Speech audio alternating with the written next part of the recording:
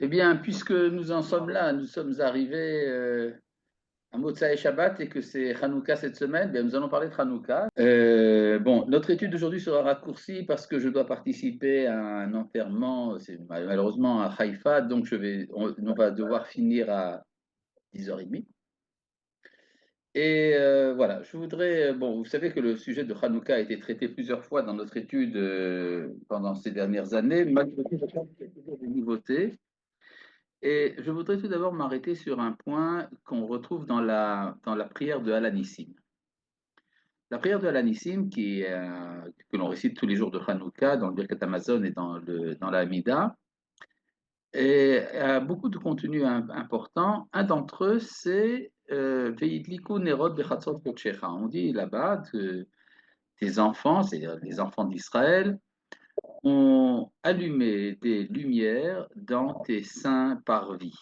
Chatzerot, les parvis du temple, et donc il y a plusieurs parvis, et on a illuminé les parvis.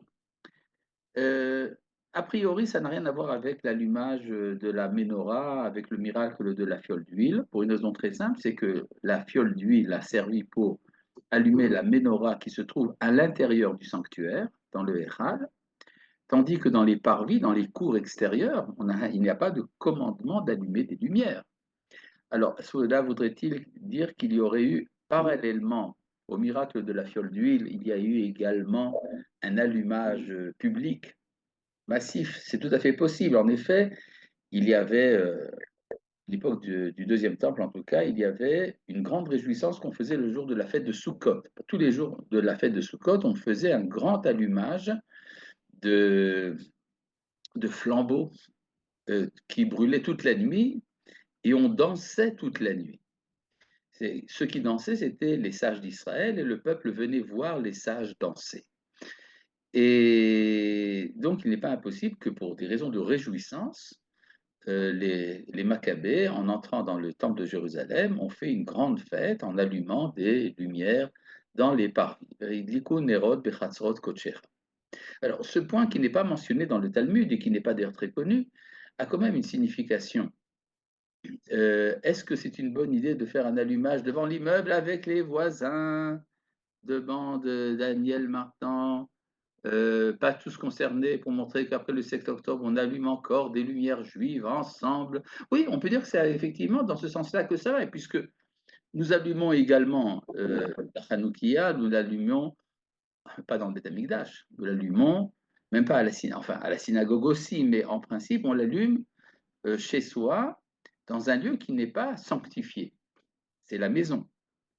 Et ça veut donc dire qu'il y a un épanchement de lumière lors de cette fête qui dépasse les cadres habituels. Ne serait-ce d'ailleurs que pour l'heure de l'allumage. Les travaux, toutes les actions qui se faisaient dans le temple de Jérusalem se faisaient le matin. Exceptionnel qu'on fasse quelque chose l'après-midi et encore moins au moment du coucher du soleil. Eh bien, et pourtant c'est ça qui se fait. C'est-à-dire qu'il y a un épanchement de la lumière beaucoup plus grand que d'habitude. David Altar, raise the hand. Alors, vas-y.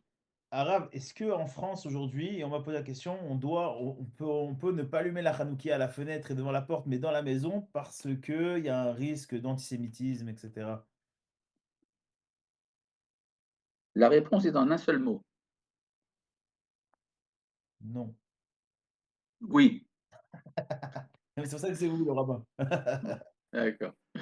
Effectivement, c'est une chose bien connue. D'ailleurs, pendant le temps de la galoute, ça se faisait souvent. On l'allumait chez soi à la maison. Ce n'est pas forcément ni à la fenêtre, ni à la porte, encore moins. Et malheureusement, nous sommes revenus à ce genre de situation. Il n'est pas une mauvaise chose que nos frères de Gola sachent qu'ils sont en Gola. Et bon, donc oui, ils peuvent allumer chez eux à la maison. Certains cachent la mezouza, c'est encore plus grave. Enfin bon, le temps de la galoute est fini. Ça, il faudrait peut-être quand même s'en rappeler. Bon, alors revenons à cette histoire de Hatzot Kochecha. Il y a une idée du Rav Israël Ariel, qui est le Rav du Machon Amikdash, de l'Institut du Temple à Jérusalem, qui est que où est le lieu où on doit allumer les lumières? Alors, il y a une halakha assez problématique, c'est que en principe, en principe, on doit allumer. on doit mettre pardon, Maïmonide nous dit que même quelqu'un qui n'est pas Cohen peut allumer les lumières de la menorah du temple. Le problème, c'est que quelqu'un qui n'est pas Cohen n'a pas le droit d'entrer dans le sanctuaire. Alors, comment régler le problème? Ça veut dire qu'on a le droit de prendre les lumières, enfin, disons le réceptacle, c'est la lampe, voilà, la lampe que l'on met sur la menorah, on peut la faire sortir du sanctuaire, que quelqu'un qui n'est pas Cohen à l'extérieur l'allume, et qu'après on l'introduise à nouveau sur la menorah. Alors, il est tout à fait possible que les chefs d'armée, quand ils ont, avec des Maccabées, quand ils ont fait la guerre et qu'ils ont libéré Jérusalem, tous n'étaient pas des Kohanim. Et on a quand même voulu les honorer en leur donnant une participation à l'allumage. Alors, qu'est-ce qu'on a fait? On a pris les lampes de la menorah, on les a mis à l'extérieur.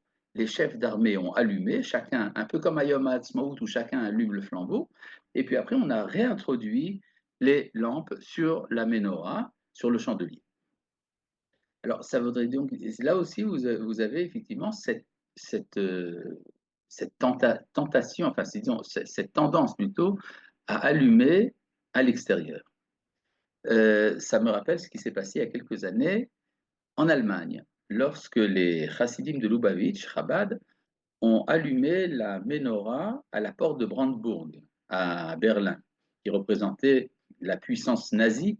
Et justement, donc, pour faire le contraire, alors on montre que maintenant, à Berlin, on allume les lumières à l'extérieur et on a invité le président allemand à participer à la cérémonie. Et le président a demandé, est-ce que je peux, moi aussi, allumer une des lumières? La réponse du responsable de Chabad, génial, a été, Monsieur le Président, vous allez allumer la lumière avec laquelle on allume toutes les autres, c'est-à-dire le shamash. Ça, effectivement, il n'y a aucune mitzvah que ce soit forcément un juif qui allume le shamash. Mais enfin, je trouve ça très symbolique, très emblématique, cette idée donc que la lumière passe à l'extérieur, et l'extérieur, c'est également les nations.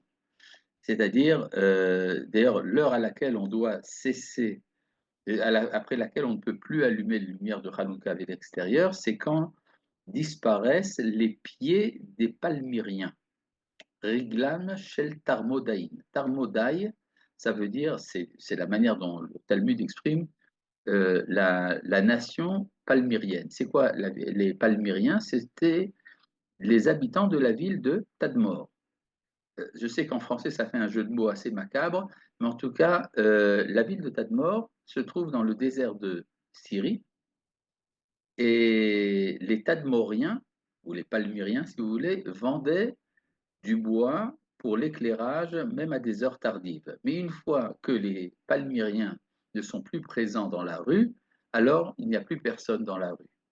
Ça veut dire qu'il y a un lien quand même assez mystique, assez mystérieux entre l'allumage des lumières de Hanouka et la disparition des Syriens. Peut-être qu'il y aurait un rapport. Je me rappelle, il n'y a pas si longtemps, il y avait encore un pays qu'on appelait la Syrie. Je ne sais pas si vous avez entendu parler. En tout cas, les Grecs contre lesquels nos ancêtres ont lutté à l'époque de Hanouka, c'étaient les Séleucides de Syrie, dans les villes de Antioche, de Laodicée et même de Damas. Tout ça, c'était des villes hellénistiques. C'est contre ces villes-là que nous avons fait la guerre. Bon, ça c'est donc un premier point qui m'intéresse. Un autre point que je voudrais mettre en évidence, c'est l'origine de l'allumage des lumières à Hanouka. Si nous regardons dans le Talmud, lorsqu'il est question de ce qui s'est passé à l'époque des Grecs, alors on est assez surpris parce que si on lit littéralement le texte du Talmud, on voit qu'il n'est pas question des lumières de Hanouka. Disons que le texte talmudique mentionne le miracle de la fiole d'huile, il mentionne évidemment ce qui est essentiel, la victoire militaire et le retour à l'indépendance. Tout cela est mentionné, mais à la fin du texte, le Talmud dit Et alors, on a institué ces jours-là comme des jours de gratitude, d'action de grâce, de Hallel Hoda. C'est-à-dire, on dit à la fois la louange et on dit également, on dit merci au bon Dieu. Bon, d'accord. Et les lumières, ben non, non. Ce n'est que dans des textes plus tardifs qu'il est question des lumières de Hanouka. Cela veut dire que l'institution originelle de la fête de Hanouka, c'est le Hallel. C'est ça la mitzvah essentielle de la fête.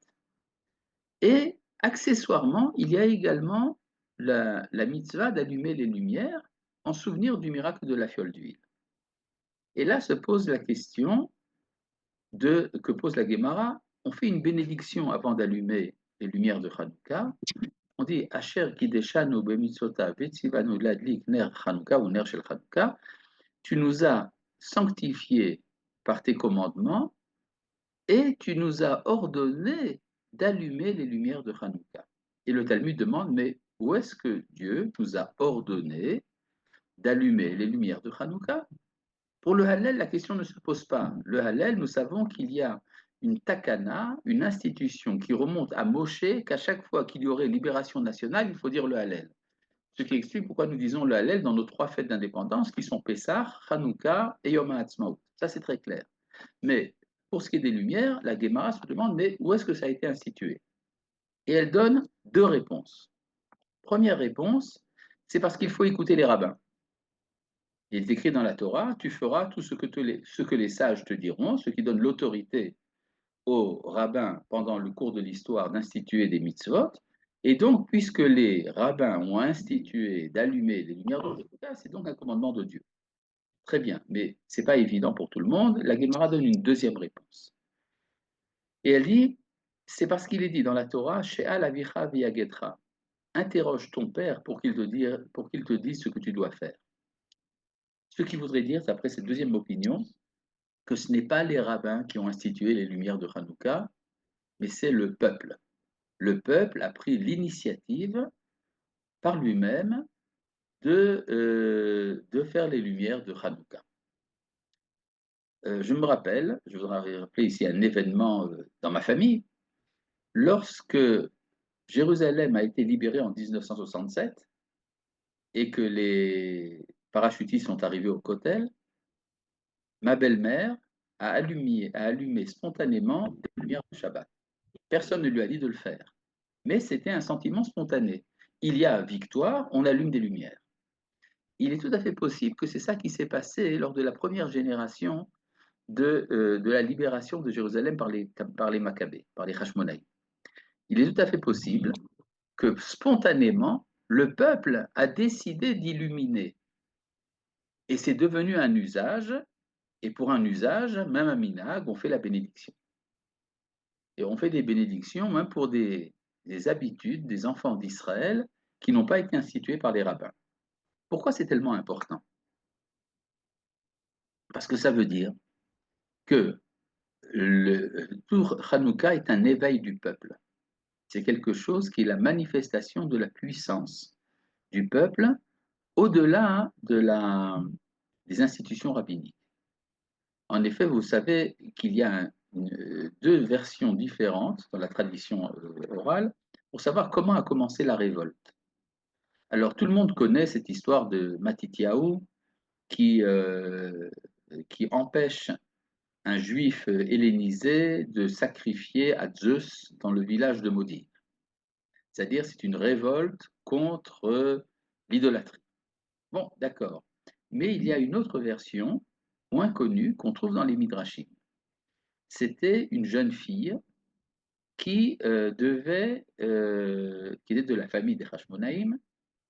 Le jour de son mariage à Jérusalem, tout le monde était très content, le grand prêtre est venu, le président du Sanhédrin est venu, le tout Jérusalem était présent et tout le monde était heureux, sauf une personne, la mariée. Pourquoi? Parce qu'elle devait passer la première nuit avec le préposé, le préfecteur, si vous voulez, grec de l'époque. C'est-à-dire, il y avait ce qu'on appelait le droit de cuissage, et ça, c'était un scandale. Et donc, c'est elle qui fait tout un scandale lors de son mariage, qui déchire sa robe de mariée et qui incite ses frères à se révolter contre les Grecs. Et c'est comme ça qu'a commencé, qu'a commencé la révolte contre les Grecs. Alors c'est intéressant parce que ça veut dire qu'il n'y a pas eu d'instruction rabbinique, il faut lutter contre les Grecs. C'est un événement qui prend sa source dans la sainteté naturelle des enfants d'Israël. Et c'est la raison pour laquelle on fait une bénédiction les bougies, pour les lumières de Hanouka, même si ça n'est pas une institution rabbinique. Alors, il faudrait rentrer un peu plus dans le détail. Pourquoi est-ce qu'il y a quand même 8 jours de Hanouka? Alors, il y a une supposition qui a commencé à être plus connue, c'est que, et il faut se rappeler que les Grecs avaient interdit la circoncision. C'est écrit en toutes lettres dans le livre des Maccabées, et il y a eu des choses terribles. Cherchez la femme 1. Oui, mais pourquoi 3 M? Ça serait la mère, la mariée, ça fait donc un premier M, un deuxième M, et le troisième M, ça serait pour, disons que la fille s'appelait Myriam. Alors, mère, mariée, pour ça vous avez mis 3 M. Bon, d'accord. Je suppose qu'il y a d'autres raisons. En tout cas, je reviens à cette histoire de de l'éveil. Où est-ce qu'on en était? On parlait la brit Mila, oui, de la circoncision. Voilà, la circoncision. Les Grecs avaient interdit la circoncision, mais les Juifs continuaient à pratiquer la circoncision en secret. Pour le faire en secret, il fallait donc cacher la naissance. C'est-à-dire quand une femme accouchait, comment? Ouais. Quand une femme accouchait, alors elle devait cacher le fait qu'elle avait accouché parce que sinon les Grecs venaient vérifier si on faisait la circoncision ou pas. Mais pour inviter quand même les gens, on mettait des lumières à la fenêtre. Et je suppose que on devait faire la chose suivante. La première nuit, on mettait une lumière. La deuxième, deux lumières. La troisième, quatrième, cinquième. Le huitième, la veille du huitième jour, on allumait 8 lumières. Il est possible aussi qu'on faisait le contraire, qu'on commençait par 8 lumières, et puis après, plus le jour de la circoncision se rapprochait, moins on en faisait. 8, 7, 6, 5, 4, 3, 2, 1, comme l'opinion de Beth Shammai. C'est-à-dire qu'il y a un rapport entre la circoncision, qui est la sainteté de la vie conjugale, et la fête de Hanouka. Alors à ce propos, rappelons un autre enseignement.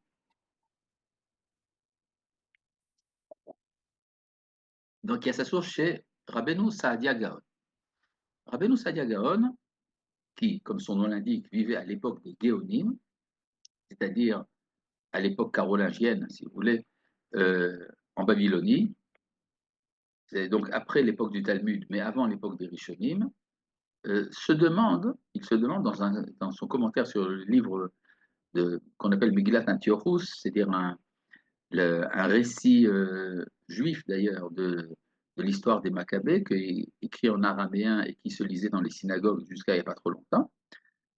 Rav Sadia Gaon demande où est-ce que les prophètes ont parlé à l'avance, puisque c'est leur travail, où est-ce qu'ils ont parlé à l'avance de la victoire de Hanouka?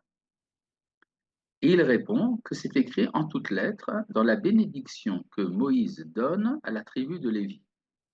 Quand il dit Barech Hashem Helo, toi, Dieu, bénis son armée, l'armée de la tribu de Lévi. Et il demande où est-ce qu'on a vu une guerre menée par la tribu de Lévi. Il dit le seul exemple que nous avons dans l'histoire, eh bien, c'est les Hashmonaïm, qui étaient tous des Kohanim, donc de la tribu de Lévi, et qui ont mené la guerre contre les Grecs. Il dit Mechatz Motnaim Kamav frappe à la hanche ses ennemis, ou Mesanav Minekumun, pour que ses ennemis ne puissent pas se relever. Alors, c'est quoi cette histoire de frapper à la hanche? Mechatz Motnaim Kamav. Pour cela, Rav Sadia Gaon fait une interprétation géniale. Il se réfère à un texte dans le livre de Daniel. Dans le livre de Daniel, il est question d'un rêve du roi Nabucodonosor, Nebuchadnezzar, qui rêve d'une grande statue, un colosse. C'est là l'idée du colosse au pied d'argile. Et le colosse est composé de 4 métaux. La tête est faite d'or, la poitrine d'argent, les hanches sont faites de cuivre et les pieds sont de fer et d'argile. Puis vient une petite pierre qui se détache de la montagne, qui frappe les pieds d'argile, et tout le colosse s'effondre. Alors, le roi, très, très troublé par ce rêve, interroge Daniel. Daniel, qui est un prince de Juda, qui se trouve à la cour de Nabucodonosor, et lui dit, qu'est-ce que j'ai vu? Il lui dit, ben, c'est très simple, la tête en or, c'est Babylone. Toi qui es le roi de Babylone, tu es la tête en or. Mais après toi, il y aura un autre empire qui se lèvera, il parle des Perses, et c'est cet empire-là qui a la poitrine d'argent. Après les Perses viendra un autre empire qui sera comme le cuivre, c'est ça les hanches de cuivre, et après viendra un quatrième empire, il parle donc de Rome et de l'Occident, qui est fait de fer et d'argile, et après viendra l'empire du roi Messie. Eh bien, ça veut donc dire que les Grecs sont comparés aux hanches. Et quand donc Moshe dit à Dieu de frapper à la hanche les ennemis de la tribu de Lévi, il veut dire donc frapper l'empire séleucide des Grecs. Et, et là, je voudrais m'arrêter. Ça, c'est l'interprétation de Rav Sadia Gaon, reprise un peu par Rachi. C'est là que je voudrais comprendre un peu c'est quoi cette histoire de hanche et de cuivre. Le cuivre, si on le frotte très bien et très brillant, il ressemble à l'or. Mais l'or, c'est un métal précieux, tandis que le cuivre est un métal qui ne vaut pas très cher. Et on peut dire que donc dans la civilisation grecque, il y a quelque chose qui essaye de ressembler à l'or. Mais en fait, c'est quelque chose qui n'a pas de grande valeur. C'est, si vous voulez, c'est la philosophie, l'esthétique. L'esthétique grecque a une très belle apparence à l'extérieur, mais il n'y a pas de contenu de vie. Et c'est là que ça se rapporte aux hanches. Vous savez que chez les Grecs, c'était la seule civilisation qui exaltait la nudité complète. Pour entrer au gymnase, il fallait être entièrement dévêtu.